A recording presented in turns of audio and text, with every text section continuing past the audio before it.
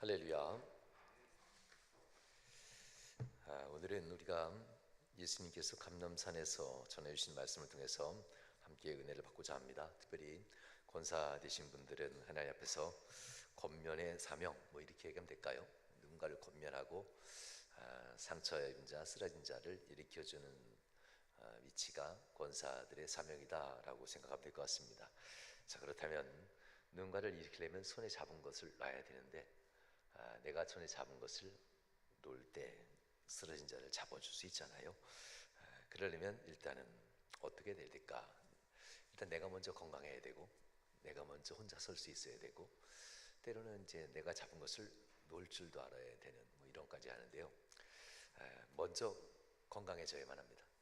본인이 먼저 육체적으로 건강하고 영적으로도 건강하고 삶에 있어서도 건강한 삶을 살아야 되고, 우리 권사님들 꼭 그렇게 되시길 저는 축원합니다.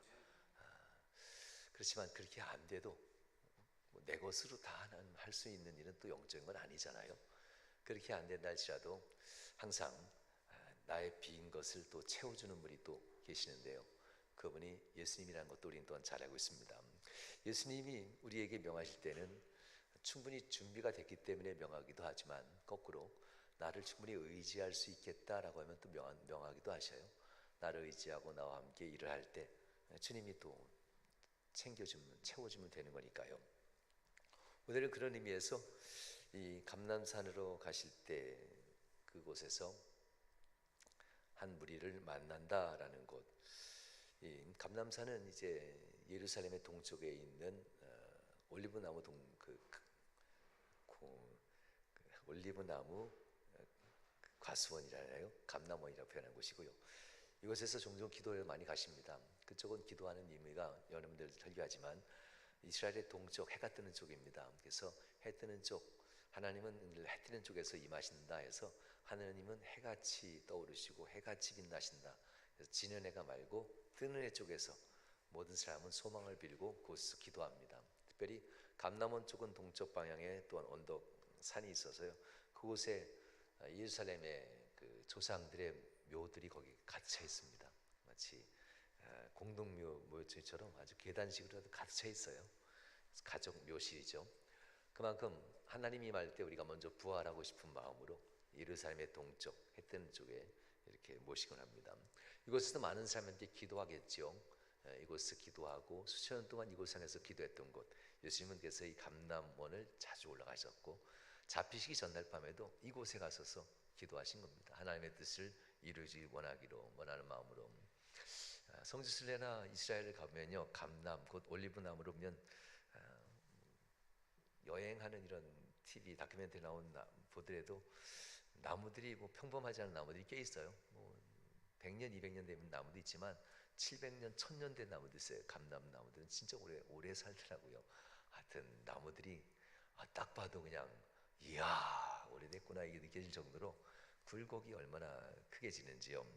이 감람원이라는 것도 역시 건강한 나무라고 하지 않고, 일단 나이가 어린 나무가 열매를 많이 맺는 게 아니라 하여튼 건강하고 덩치 큰 나무가 열매 많이 맺어요. 그래서 오래된 나무들도 열매를 잘 맺는데요. 이곳에서 사람들 항상 수천 년 동안 기도를 했을 겁니다. 1000년 넘게 있는 나무들은 지켜봤겠죠. 그러니까 이 나무 밑에서 우리 아버지의, 할아버지의, 그 위에 조상들의 10대조, 20대조, 30대조가 기도했던 자리라면 더 의미가 있겠죠. 그래서 그곳에서 기도하는 데 있어서 사람들은 매우 좋아했던 자리.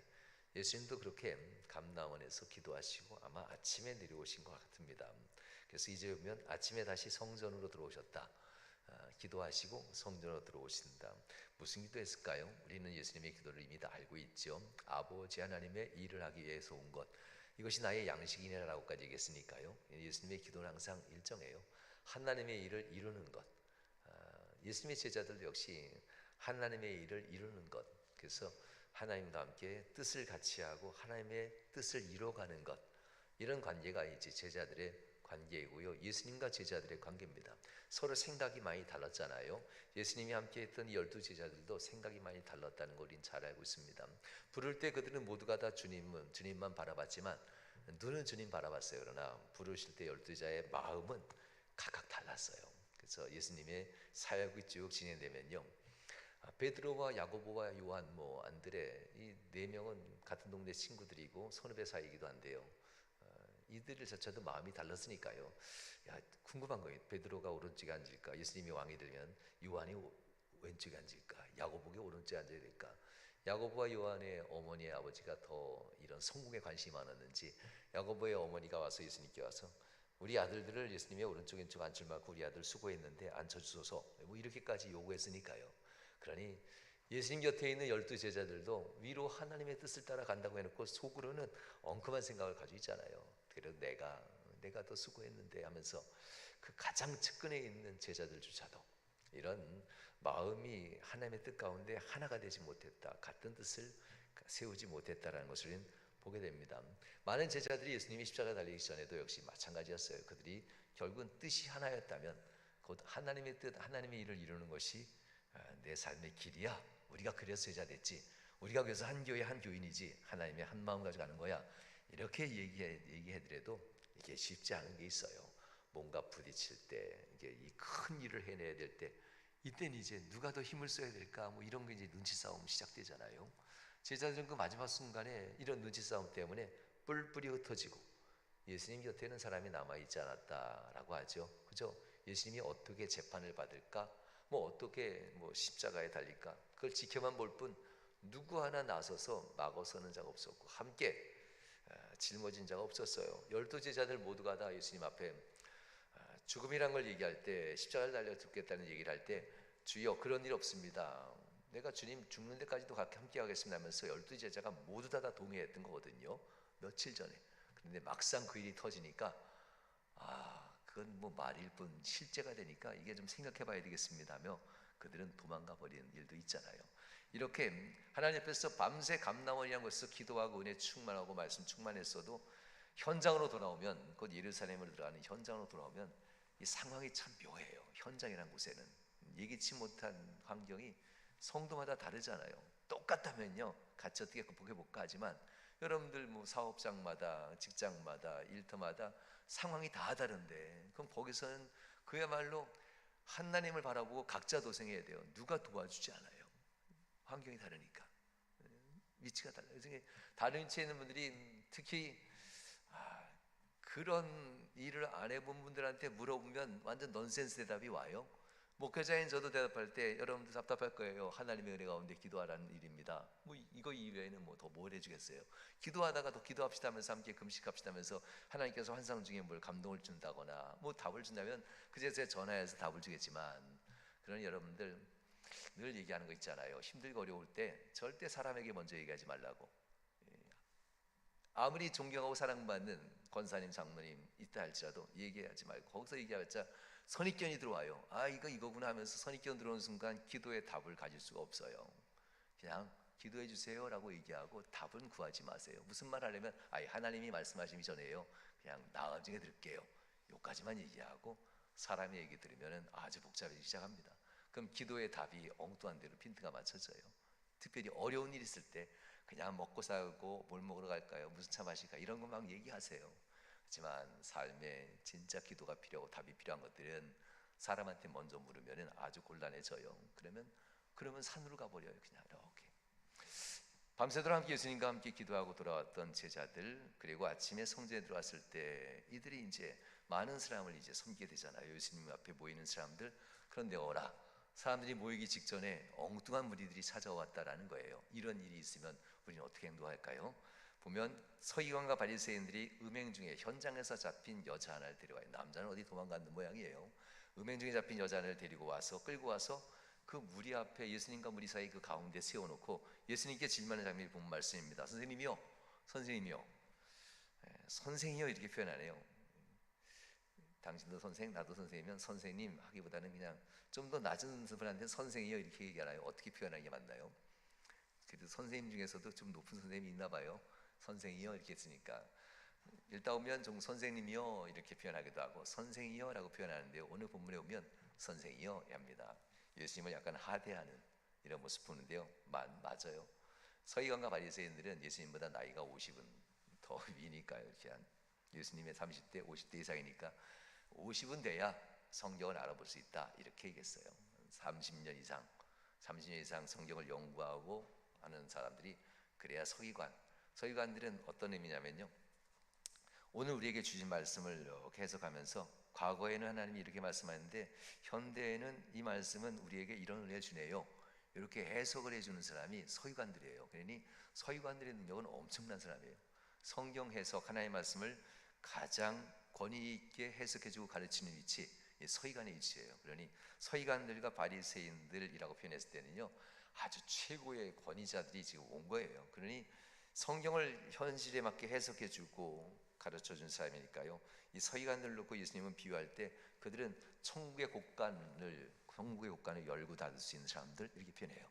오늘은 이걸 가져 나오고 내일은 저걸 가져 나오고, 이렇게 서기관을 표현할 때 서기관들의 권세는 정말 성경 말씀에 있어서는 모든 사람이 존경하고 따라가는 자들입니다. 그런데 이 서기관이 답을 알고 있으면서도 불구하고 예수님 앞에 현장에서 간음하다 잡힌 여자를 데려왔다. 이게 뭘까요? 예수님을 이미 잡을 수 있는 조건이 됐다는 거예요. 무엇을 말하더라도 이 신앙에 정통한 사람은 이 얘기하면 저 얘기를 걸 거고, 저 얘기를 하면 이 얘기를 걸 거고, 이미 이게 다 된 사람이에요. 오랜 동안 여러분들 신앙생활하면요, 이 변명과 같은 그 말을 기가 막히게 잘 돌려서 하는 사람들이 있어요. 이런 사람들하고는 굳이 낚싯바늘 걸리지 마세요. 어떤 말을 하더라도 이분은 변명하면서 빠져나갈 수 있으니까 아주 골치 아파져요. 서기관들은 이제 그걸 가지고 예수님을 걸려 넘어지려고 하는 얘기가 본 말씀입니다.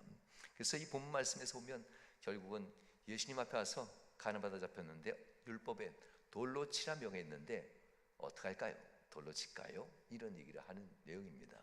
예수님은 사랑하라 했는데 어떤 죄도 다 용서하라 해놓고 돌로 치라 명하면은 예수님은 사랑의 메시지가 거짓말, 돌로 치지 말라 하면 모세 선조부터 내려왔던 율법을 폐하는 자, 당연히 신성모독죄로 예수님은 죽임을 당하게 돼요. 두 개 다 어떤 거든지 치명적인 이런 공격이 되기 때문에 서기관이 이 얘기를 가지고 이제 와서 예수님한테 하는 얘기입니다. 고발할 조건, 어떻게 대답하든 다 고발당해서 제단의 예루살렘 성전 앞에 가서 대제사장으로 말미암아 재판받을 수 있는 조건이 형성된 거지요. 이럴 때 예수님께서는 그들 앞에서 가만히 몸을 굽혔다라고 해요. 대답 안 해주고 있죠. 몸을 굽혔다라고 해요. 이게 어떻게 해야 될까요? 선생, 자기의 주인이 지금 자기를 이끄는 리더가 공격받고 있다면 이게 어떻게 해야 될까요? 제자들 12제자는 뭐하고 있었을까? 궁금하죠. 여러분들 만약 회사의 사장님이 바깥에서부터 엄한 일로 공격받고 있어요? 사원들, 집사님 어떻게 하겠어요? 회사 대표가 공격받으면 당연히 이때다. 내가 회사 대표한테 좀 눈도장 찍어야지. 나가서 이렇게 몸싸움 맞고 어디 안 됩니다 이렇게 해야 되지 않을까요? 바쁘시고 힘드시고 밤새 기도하고 오셔서 지금 대답 못하니까 가시라고, 내일 오시라고 누가 하면 돼요? 아니 그냥 보통 상식으로 얘기하면 우리 진짜 우리 사장님이 공격에 빠졌는데 어떻게 대답하든 이건 잡혀가게 생겼는데, 그러면 지금 우리 사장님 피곤해서 앉아있는 거 안 보시냐고, 내일 오시라고, 그리고 밤새 갈릴리로 도망가면 되잖아요. 우리 생각, 이건 뭐 빠져나갈 수 없는 상황이에요. 그렇게 하지 않을까요? 여러분도 혹시 그때만 피하면 돼요. 실제로 그때만 피하면 뭐 내일도 뭐 가늠하다 잡힌 여인이 있는 것도 아니고, 왜냐하면 이 여인은 이때 그냥 돌에 맞아 죽는 거고 내일은 없어. 그러면 더 이상 질문거리가 없잖아요. 단 며칠만 피하면 되는 건데 우리가 생각하면 그래요. 그게 일반적이고요. 그러면 일로 와보세요. 직원, 당신 그때 날 위해서 참 애써주셨네요. 어떤 내가 당신을 이 자리에 좀 앉히고 싶어요. 나에게 참 귀한 사람이군요. 이렇게 사회적으로 보면 이렇게 가는 게 맞잖아요. 12명의 제자들은 어떻게 했을까요? 걸렸다간 우리도 죽겠다. 딱 봐도 그냥 예수님이 하여튼 좋은 자리에 있을 때는 자기는 오른쪽에 앉혀 어느 자리고, 예수님이 있어 은혜 받고 괜찮은 자리에 있을 때는 내가 첫째 제자고, 내가 둘째 제자고, 내가 셋째 제자고, 어디 어린애들이 가까이 오면서 이게 막 어떤 자들이에요. 이 제자들이 그때는 오병이어 칠병이어 기도하며 될 때도 다 내가 바로 예수님의 제자입니다 하면서 이렇게 나섰던 사람이에요. 줄 서세요. 복잡한데 밀지 마세요. 어린아이들이 오면 뒤로 가시고 앞에부터 잘 채워봅시다. 뭐 이렇게 하면서 막 권위부전자들이에요. 뭐 할 땐 기적이 있고 은혜가 있고 복이 내릴 때는. 그런데 예수님이 고난당하고 공격당하고 힘들 때는 아니 입이 10개인데도 할 말이 없이 쑥 들어가가지고 가만히 있다는 얘기예요. 권사님들, 우리 권사님들, 우리 교회의 집사님들, 평신도들한테 따뜻한 얘기 많이 해주셔야 돼요. 난예배 때 얘기한 것처럼 교회니까 어때? 이렇게 묻지 마세요. 그냥 그러면 대답을 어떻게 들으라래. 목사님 설교 어때? 이렇게 묻지 마세요. 새로운 성도한테 그럼 무슨 대답을 드리라래. 대답을 드려야죠. 은혜롭지 이렇게. 그래서 우리 게 은혜로운지 왜야 스스로 대답하게 해야죠. 어때 하면 그러게 잘 모르겠는데 이렇게 대답하면 이제 우리 교회는 잘 모르겠는데요가 되는 거예요. 우리 교 목사님은 사랑이 있는 것 같기도 없긴 하기도 하고 목사님 어떻게 따뜻하게 대해줘? 이게 왜 이런 얘기를 해? 그런 얘기를 안 하겠지만 혹시라도 새 가족들한테 그렇게 하면 우리 목사님이 어떤 데 작은 것 같기도 하고 어떤 데 따뜻한 것 같기도 하고 우리 장로님들이 인사를 하는데 누구한테는 이렇게 하고 나한테는 이렇게 얘기했다고 참 이렇게 등 가고 이렇게 내린 거하고 뭐가 차이가 있는 거죠?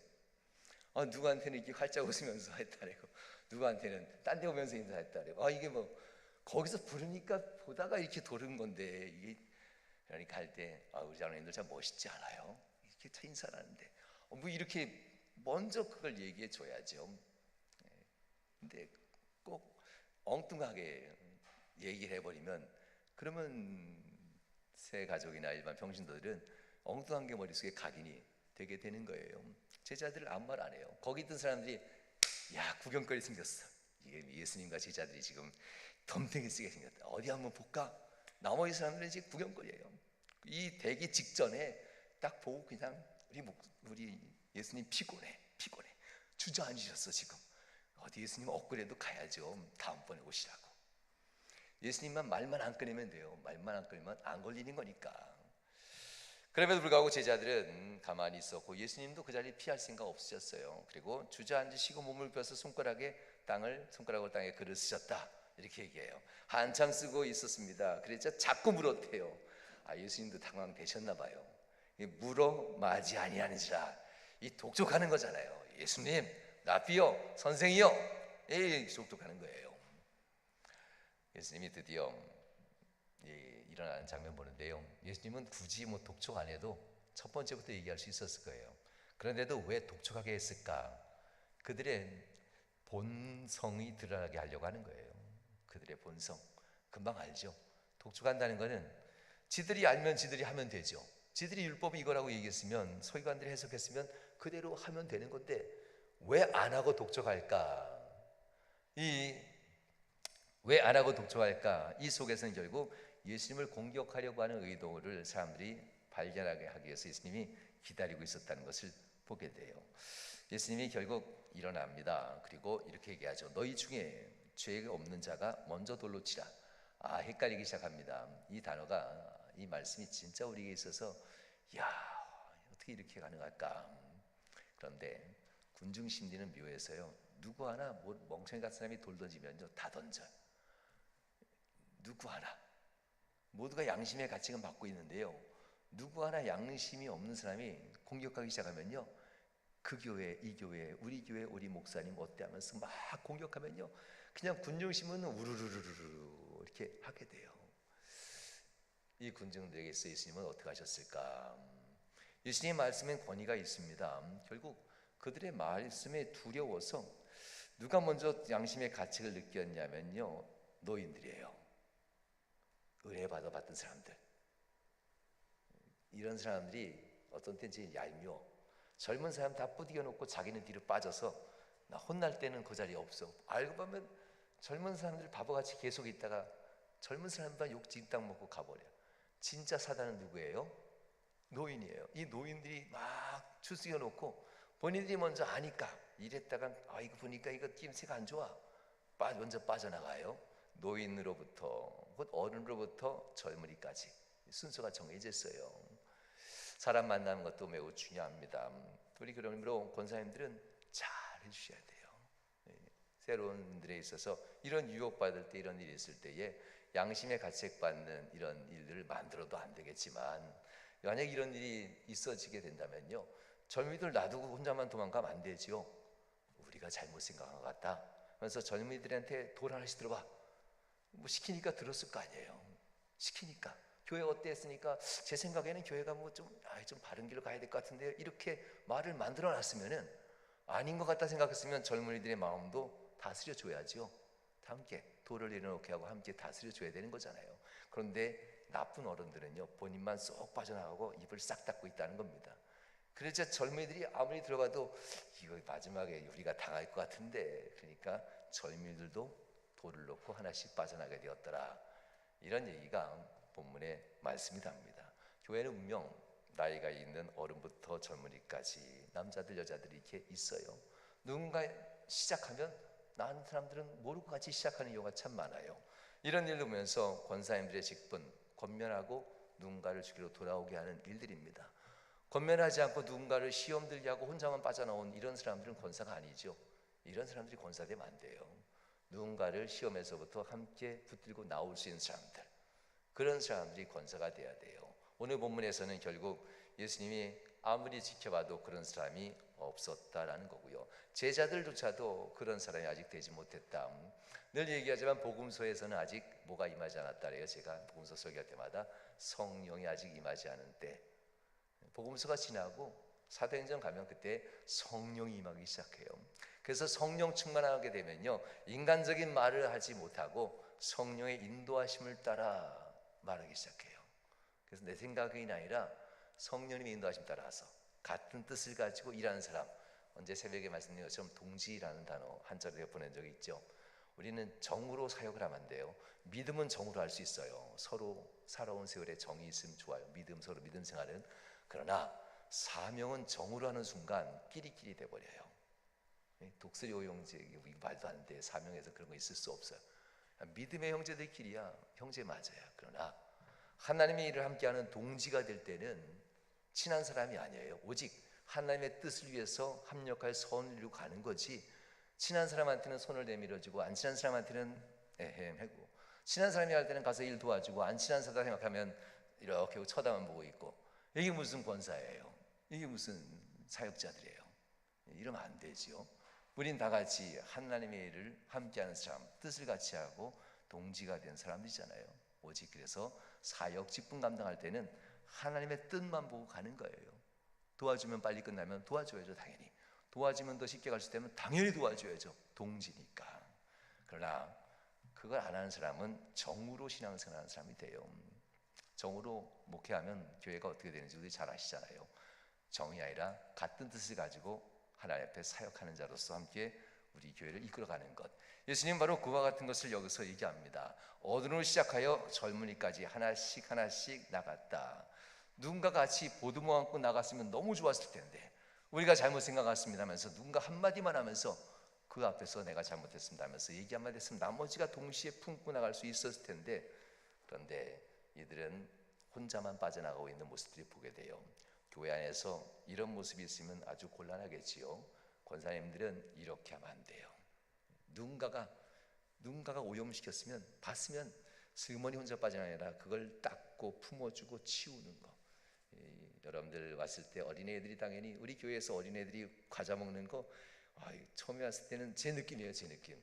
교회에서 과자 먹으면 혼나? 이게 아주 그냥 흘리니까 삐져드니까 더러워지니까.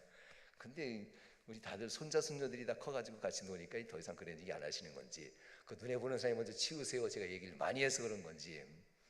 아니 당연히 애들이 있으면 더러워지죠. 당연히 애들이 있으면 시끄럽고, 당연히 애들이 있으면 부닥치고 그러죠. 당연히 그런 곳이잖아요.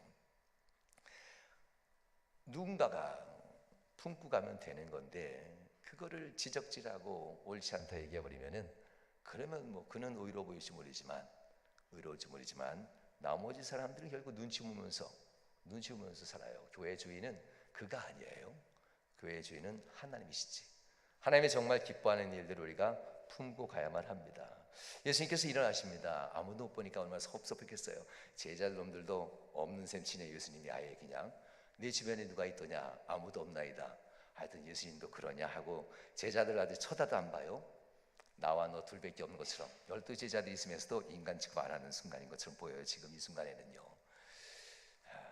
제자들의 설득도 없었다 하기 때문에 그런 것 같아요. 그러자 예수님께서는 아무것도 없는 것을 보시고 이르시되 여자여 너를 고발하던 그들이 어디 있느냐 너를 정죄하던 자가 없느냐 이런 얘기를 하면서 여인과 대답하죠. 여인이 얘기합니다. 주여 없나이다. 이 여인이 결국 주님을 따르는 또 다른 마리아 중에 한 명이었다라고도 얘기해요. 이 여인이 훗날 향유를 부인 여인이 아닐까라고도 표현하기도 하고요.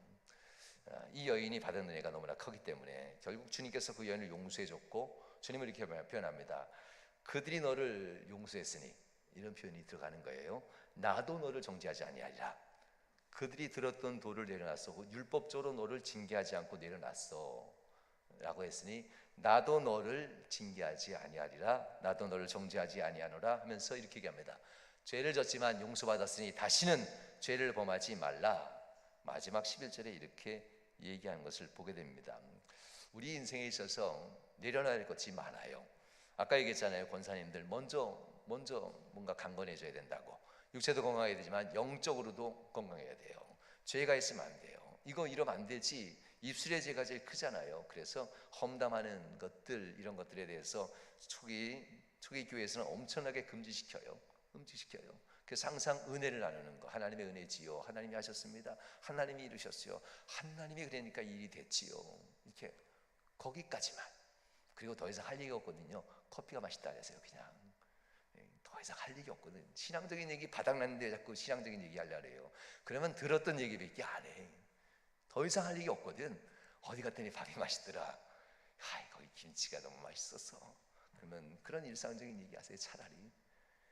바닥났는데 자꾸 본인의 신앙을 더 크게 해서 인정받으려고 하면 엉뚱한 얘기를 자꾸 하게 돼서 관계가 묘한 곳으로 가요. 그러면 그 관계 속에서 주님은 더 이상 그를 일으킬 수 있는 삶이 되지 못하게 된다는 이야기입니다. 사랑하는 여러분, 예수님께서 바로 우리에게 은혜를 주시고자 우리를 불렀습니다. 그리고 예수님께서 우리의 삶 가운데 우리를 부르실 때마다 절대 잃어버리지 않는 이름으로 기억하고 계시다는 것을 보게 되는데요. 출애굽기 33장 17절 말씀과 또한 45장 3절에 보면 주님은 우리 한 사람 한 사람을 이렇게 표현해요. 내가 너를 이름으로도 안다라고 표현해요. 그리고 또한 내 이름을 부르는 자는 나니라 이렇게 표현해요. 제가 읽어드릴까요? 주님이 얼마나 우리를 보고 계신지. 출애굽기 33장 17절 모세에게 이르시되 내가 말하는 이 일도 내가 하리니 너는 내 목전에서 눈앞에서 은총을 입었고 내가 이름으로도 너를 알미니라 이렇게 표현해요. 하나님 앞에서 서 있는 사람 그 이름으로도 안다. 이름으로 어떻게 안다냐면요. 가장 쉽게 표현한 거예요. 내 이름이 생명책에 기록되었는데 내 그 이름 기억하고 있지. 내 이름 행위책에 있는데 너 보니까 생명록에 또 기록되어 있어 하면서 구원받을 이름으로 내가 너희의 이름을 안다 이렇게 표현한 내용이 본문의 말씀이에요. 하나님 우리 바라볼 때에 모두가 다 구원받길 원하시는 하나님의 마음이 있음을 우리는 또한 기억해야만 합니다. 우리를 바라보실 때 구원받는 이름 권사님들 교회에는 구원받을 이름들이 있는 거지 가십거리가 되는 이름들이 있는 것이 아니에요. 누구든 실수하죠. 누구든 방구 안 끄나요? 예배 시간에 방구 소리 안 나는 것도 은혜긴 한데요.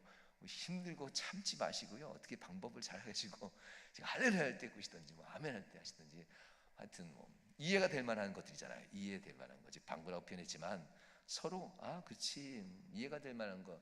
이 경건하고 거룩한 시간에 무슨 그런 말 안 되는 이렇게 하지 마시고요. 이해될 만한 거는 서로 이해하면 되잖아요. 하나님 앞에서 우리가 구원받을 이름으로 기억되는 것이 1순위입니다. 이것 때문에 우리가 권사가 됐고 이것 때문에 우리가 권사로서 속회 지도자가 됐고 목장의 지도자가 되고 이것 때문에 선교회장들이 되고 이것 때문에 우리가 부장들이 되고 이것 때문에 일하는 거지 내가 권사된 지 얼마나 믿음이 좋은지 이것 때문에 부장이 되고 회장이 되고 속장이 되는 거 아니잖아요. 구원받은 그 이름을 더욱더 하나님 앞에 구원받은 이름이 손상되지 않도록 품고가게 하려고 우리에게 그 자리를 준 거지 않습니까? 권사란 이 자리들. 또한 이사야서 45장 3절에서는 이렇게 얘기합니다. 내가 내게 흑암 중의 보화와 은밀한 곳에 숨은 재물을 주어 내 이름을 부르는 자 나 여호와 이스라엘의 하나님인 줄을 내게 알게 하리라. 너무나 좋은 말씀이에요. 흑암 중에서 뭔가 잡을 수 없는데 흑암 중에서도 보화를 내게 알게 줄 것이고 또한 은밀한 곳에서 은밀한 곳에 숨겨진 재물, 사업이 막힐 것만 같고 안 될 것만 같고 안 될 것만 같는데 어느 순간에 내가 알지 못하는 방법으로 곧 은밀한 곳입니다. 이곳에서 이게 열려지는 축복, 이걸 내가 줄 거야.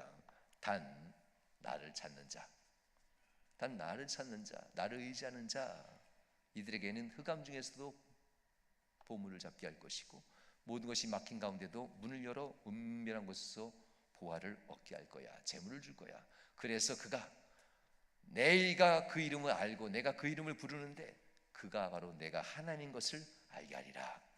이사야 45장 3절 말씀입니다. 죄악 가운데 가려졌던 이 한 여인이 현장에서 잡혀와서 죽임당할 될 위험한 상황 속에서도 주님은 봤어요. 이 이름은 구원받을 만한 이름이다. 이 이름에게 메시지가 들어가면 아멘하고 올 이름이구나. 이 이름이 내게 구원받을 만한 이름이 되는구나 하면서 이 여인에게 메시지를 던져주는 장면입니다. 사람들이 너를 징계하지 않으니 나도 너를 징계하지 않겠다 하면서 메시지를 던지고 다시는 가서 죄를 범하지 말라 메시지가 들어갑니다. 그리고 주님을 따르는 제자가 된다라는 이야기. 여러분 삶 가운데도 주님 보는 이 눈을 꼭 가지시기 바랍니다. 누군가에게 한번 어떤 일을 시작하든지 어떤 말을 시작하든지 이게 각인이 된다래요. 새들은 첫 번째 눈을 떠서 바라본 것을 엄마로 알고 부모로 알고 자기의 생명의 주인으로 안다지요. 짐승들은 첫 번째 눈을 떠서 바라보는 그가 나의 주인으로 알고 내가 의지할 걸다 각인이 된다고 해요. 여러분들의 삶 가운데 권사님들, 우리 교회에 새로 오는 분들이나 우리 교회에 새로 온 집사님이나 젊은 분들에게 우리 권사님들은 꼭 이 각인이 된다는 것을 잊지 마십시오. 여러분들의 말 한마디가 곧 여러분들의 성도들의 삶의 길을 만들어줄 수 있다는 것. 이왕지사 우리가 하나님 앞에서 신앙생활할 때 너희가 주어라 라고 하면서 주님이 하셨던 이 말씀들, 섬김, 하나님 앞에서 은혜, 사랑, 아름다운 좋은 이야기들을 많이 보셔서 어때? 이렇게 질문하지 마시고 참 좋지? 이런 질문들. 괜찮은 것 같아? 이렇게 질문하지 말고 이왕 얘기할 때 너무나 괜찮지? 이렇게 얘기하면 얼마나 좋아요. 권사님들, 우리 속에 참 은혜로워. 이렇게 은혜롭지 않아 묻지도 마세요. 우리 속에 참 은혜로워. 어쩜 이렇게 예쁘게 기도하실 수 있어? 이렇게 기도하면 또 좋았을 텐데 이렇게도 하지 마시고 그냥 하세요. 그러면서 좋은 모습을 계속 보여주면, 그러면 또 더 좋게 만드는 분은 우리가 아니죠. 우린 좋은 모습 보면 그걸 더 좋게 만드는 분은 오직 성령 하나님께서 우리 안에 역사하시고 그리고 더 좋은 모습을 바꿔가실 겁니다. 권사님들 우리 화이팅 하시고 우리 교회를 또한 잘 이끌어갈 수 있길 주님으로 축원합니다. 이 시간 우리 1분간만 기도합시다. 기도할 때 예수님 앞에 이런 사건들 속에서 나는 과연 어떤 모습으로 사람들을 대하고 있는가, 나의 말과 행실, 나의 눈빛이나 나의 태도들이 과연 사람들의 마음과 생각을 혼란스럽게 만드는 언어를 쓰고 있는지, 아니면 사람들의 마음과 생각을 하나님께 가지고 가서 정말 귀하게 생각하게 내 언어와 생각을 하고 있는지 나를 돌이켜 보게 해달라고 이 시간 주여 한번 부르시니 합심하여 기도합니다. 주여 하나님 감사합니다. 은혜신 하나님께 감사합니다. 믿음으로 승리하고 믿음으로 나아가게 하여 주옵시고 그 입술이 달콤하여서 많은 사람에게 주의 은혜를 고백하게 하여 주옵시고 그 입술로 말미암아 사람들을 구원에 이룰 수 있도록 그 따뜻한 입술, 은혜로운 입술이 되게 하여 주옵시고 우리의 입의 혀가 하나님 아버지 사모를 끌고 가는 죄악의 혀가 되지 않게 하시고 우리의 입술의 혀가 하나님 아버지 앞에 우복되면서 따뜻한 말과 은혜로운 말과 하나님 아버지 놀라운 축복의 은혜를 받을 수 있는 그런 권사님이 되어서 죽어가는 영혼을 주께로 인도하고 쓰러진 영혼을 주께로 인도하며 우리의 손에 잡힌 세상 것들을 내려놓고 우리의 손으로 빈손으로 산 사람들을 부모 하나님 주께로 인도해낼 수 있는 이 사랑하는 권사님들 다 될 수 있도록 역사해 주시옵소서. 역사해 주시옵소서. 주님과 더불어 아름다운 일을 만들게 하시옵시고 주님과 더불어 귀한 인생을 살아갈 수 있도록 도와주셔서 이 교회 하나님 아버지 권사님들로 말미암아 부흥해, 이 교회가 권사님으로 말미암아 사람이 떠나는 교회가 아니라 이 교회가 권사님들로 말미암아 사람들이 채워지며 위로받고 힘을 얻고 하나님께 영광을 수 있는 복된 교회로 세우시고 이루어 주시옵소서. 역사하신 바랍니다. 복 주시옵소서. 함께 하신 바라며 예수님 거룩한 이름으로 기도하옵나이다. 아멘. 주님 감사합니다. 오늘도 하나님